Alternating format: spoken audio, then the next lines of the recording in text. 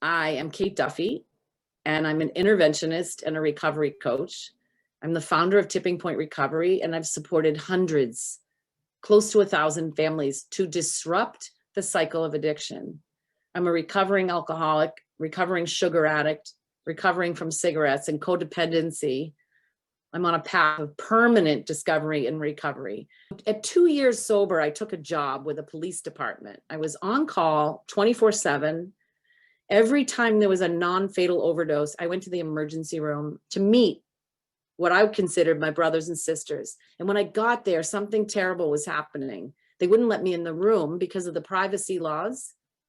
First, they had to ask the patient, would they be willing to speak to someone for help? So what happened? 100% of them were saying no. So the nurses were coming out of the room after this person had just died and been revived with Narcan 2, 3, 5, 7 times. And they told me they don't want help. Now, when you tell a recovering alcoholic that your friend in there who's shooting heroin doesn't want help, we know that's not true.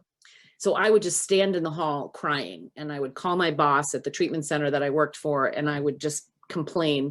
I was shocked at how little the world knew about addiction. So after weeks of just complaining, I marched to the chief of physician's office and I said to her, please, can you change the question you ask these patients? Ask them if they'll talk to an addict. And you know what happened? 100% of them started to say yes to talking to me. Because I was doing that work, I saw the gaping holes in the system. I saw the discharging of someone and knowing the family couldn't be called. I felt like I was building a boat, putting people in it, and then the holes were getting poked in the boat as I let it go. It was infuriating. After a couple of years, I realized I have to work in the solution. And it hit me one day. I was talking to a woman named Samantha, and she came in for her 3rd overdose within 2 weeks. She saw me walk in the room. She burst into tears and she said, you understand me. Could you talk to my aunt and help her understand me? So in my head, I'm thinking, heck yeah, I'll talk to your aunt.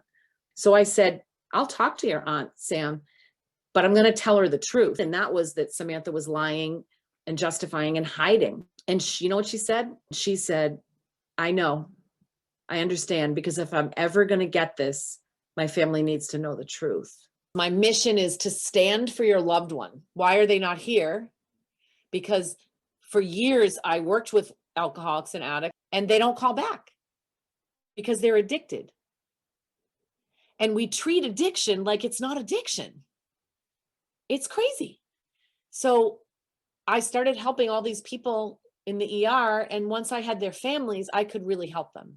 I stand for people who are recovering from drug and alcohol addiction and their families. I support families to have honest and important conversations with those who are in recovery so that these relationships can heal. There's always this part of your loved one. It's tiny. It might be a mustard seed, but there is a part of them. If they're breathing, there's a part of them that wants this. So that's what gives me breath.